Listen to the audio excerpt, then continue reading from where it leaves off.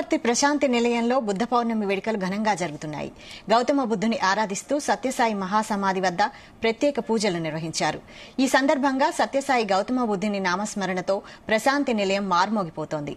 వేడుకల్లో Sathya Sai managing trustee Ratnakar జ్యోతి వెలిగించి బుద్ధ పౌర్ణమి వేడుకలను ప్రారంభించారు. బుద్ధ పౌర్ణమి సందర్భంగా సాయి కుల్వంత్ మందిరంలో బాబా మహాసమాధిని వివిధ రకాల పూలతో సర్వాంగ సుందరంగా అలంకరించారు.